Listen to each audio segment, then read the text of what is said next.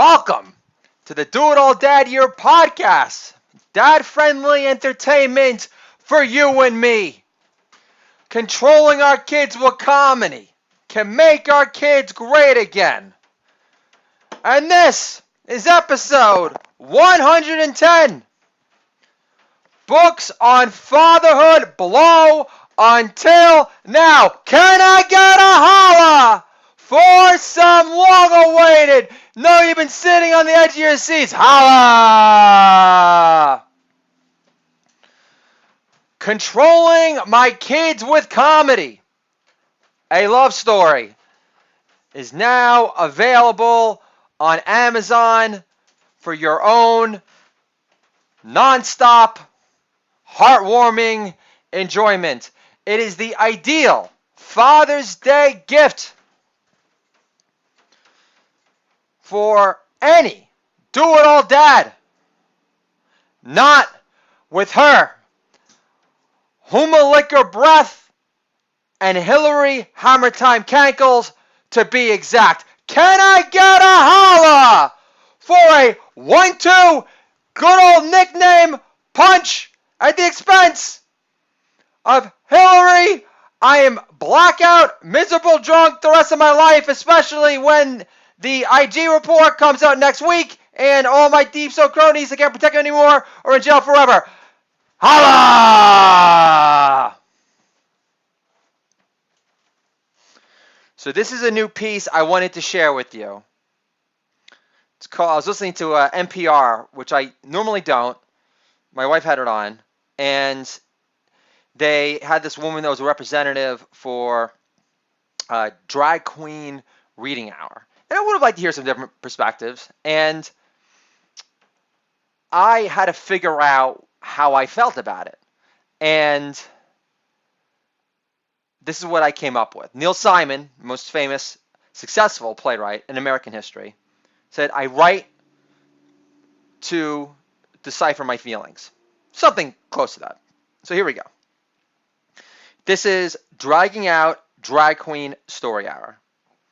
And I'm going to be acting out a series of questions that my daughter asked during this drag queen reading hour that gets dragged out longer than the drag queen in attendance would like. Here we go. Drag queen, do you kids have any questions about me? My daughter replies, do you have a different way to express your feminine side without wearing such heavy makeup? Do you think Bette Midler should have her account suspended on Twitter for wishing President Trump would be murdered, buried in an undisclosed location along Rockaway Beach somewhere?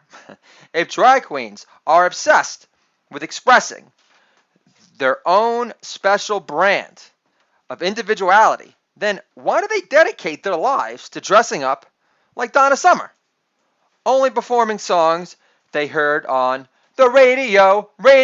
Can I get a holla for an old school 70s awesome Donna Summer reference? Holla! If drag queens care so much about reading to kids at libraries, why don't they become full-time librarians instead, knowing librarians objectify their bodies less than nuns do? Just think of how much money drag queens would save on their dry cleaning bills alone. If a drag queen wrote a kid's story, would she be more inclined to call it nocturnal beauty only? Because library lights aren't as forgiving in broad daylight.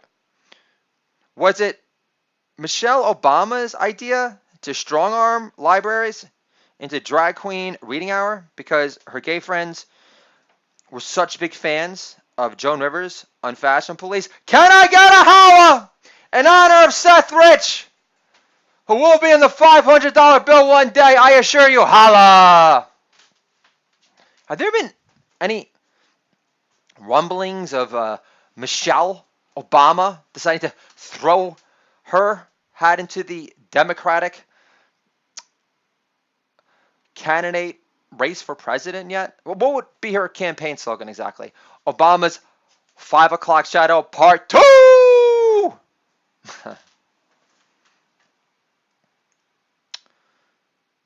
Michelle Obama.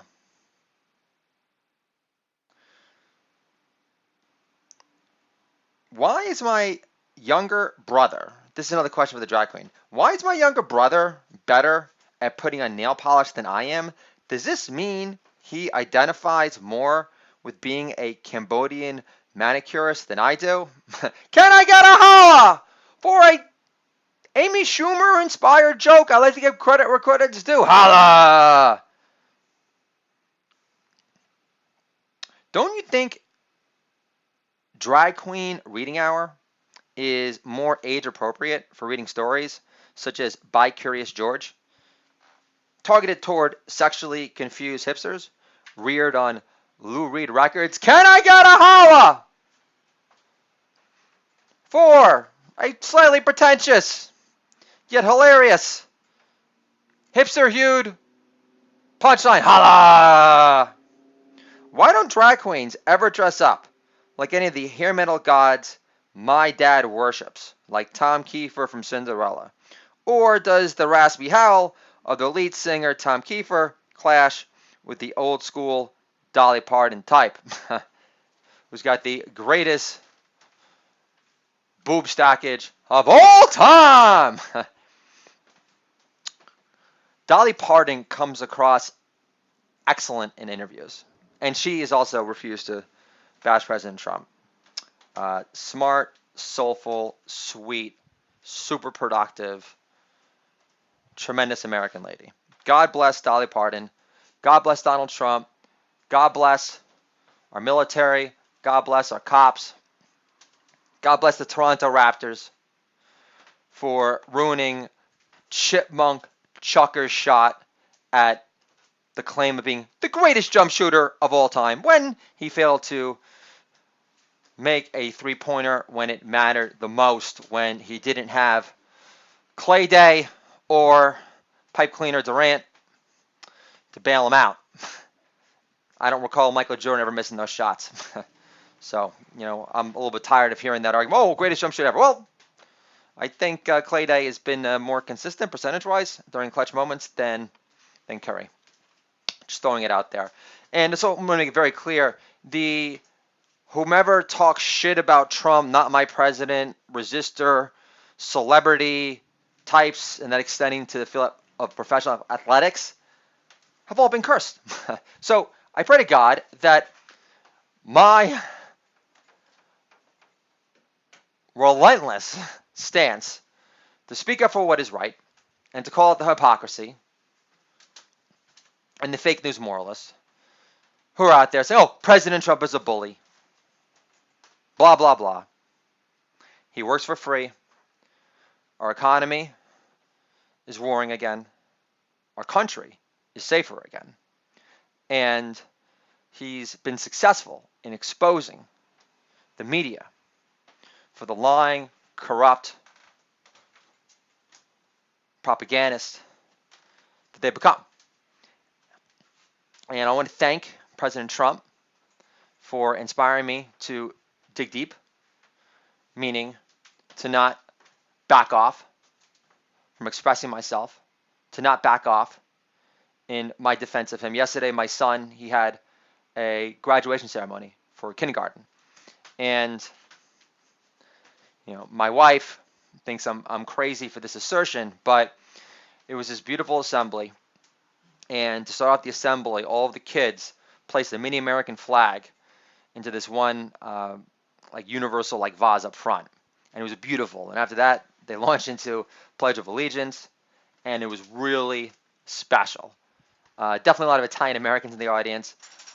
This was a hot crowd. They were so pumped. Like, you would think Cuomo out of the blue said, don't hate me. You never have to pay for your children's college education. It doesn't matter that you're white and Italian. But it was beautiful. And I'm going to give credit for the patriotic spirit that our president has been responsible for engendering, for encouraging, and for never apologizing for. So, and my more patriotic follow-up book to Controlling My Kids, a Comedy love story, will be Do It All Dad Does Jokes.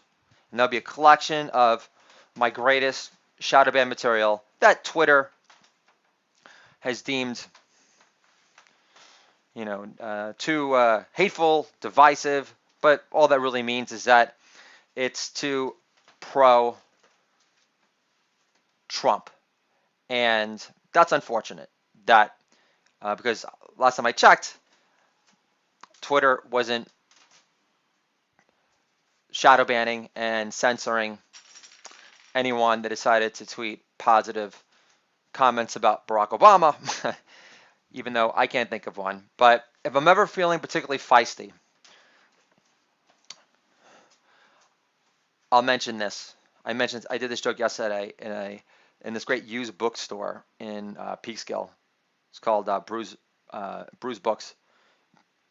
I said, if I'm ever feeling particularly feisty, I say, if Barack Obama is such